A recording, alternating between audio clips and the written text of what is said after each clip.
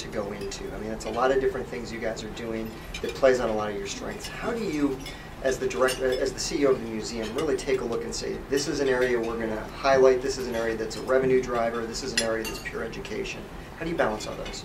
Well, if any of you run a not-for-profit, and I ran a for-profit, publicly traded company, so I had to make that transition from an EPS sort of life to a mission life.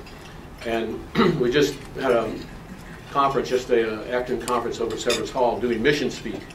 And what's really important, and very important for me, is to learn to stay tied to our mission. It was very easy when I got here to get seduced by every musical thing in the world, every musician who wanted to play at the hall, everybody who wanted to sign to a label, every festival that wanted to be created. It all seemed like it was a natural outgrowth. It is not.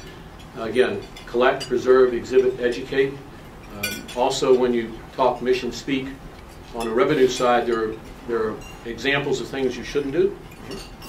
Sometimes the money is very attractive, but the example I use is that my first year I let somebody park a truck out front and give away doggy bacon strips.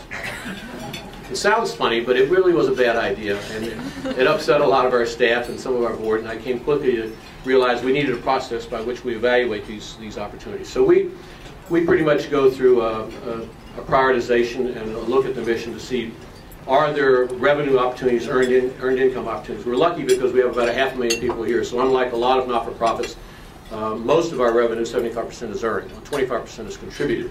And our challenge is to go and make it 50-50 on the contributed side. So we do take on, right now for the first time, we have finally found a licensing agency. It took me 13 years to find one that would rep us because we own no rights to any of the stars. All we own is the name of the institution and the building.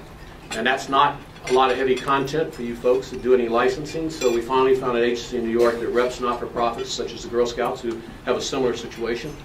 And one of our board members is one of the owners of K-Swiss. We have, by the way, we have a number of board members here today. Thank you all. I see Dan sitting here in front of me. Appreciate Dan Walsh. But we have board members in 20 cities around the country in order to sort of actualize the national and international aspect of what we do.